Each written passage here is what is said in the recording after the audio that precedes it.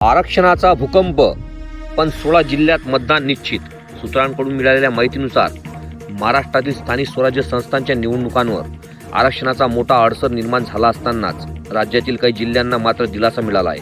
18 जिल्हा परिषद व 82 पंचायत समित्यांमध्ये आरक्षण 50%च्या पुढे गेल्याने तिथे निवडणुकांना ब्रेक लागला असला तरी उर्वरित जिल्ह्यांमध्ये मतदानाचा मार्ग मोकळा झाला आहे. जिथे निवडणूक होणार नाही, आरक्षण 50%पेक्षा जास्त नंदुरबार, पालघर, गडचिरोली, नाशिक, धुळे, अमरावती, चंद्रपूर, यवतमाळ, अकोला, नागपूर, ठाणे, वाशिम, नांदेड, हिंगोली, वर्धा, जळगाव, भंडारा, बुलढाणा जिथे मतदान होणार आहे. अहमदनगर, बीड, छत्रपती संभाजीनगर, गोंदिया, जालना, कोल्हापूर, लातूर, धाराशिव, परभणी, पुणे, रायगड, रत्नागिरी, सांगली, सातारा, सिंधुदुर्ग, सोलापूर या जिल्हा परिषद व त्या अंतर्गत पंचायत समित्यांमध्ये आरक्षण 50%च्या आत असल्याने निवडणुका घेण्यास कोणताही कायदेशीर अडथळा नाही.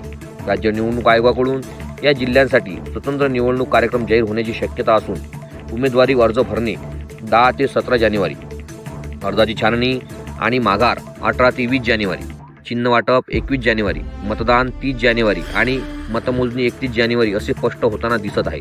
पण यामध्ये थोडा बदल होण्याची शक्यता टाळता येणार नाही. राजकीय अर्थ काय?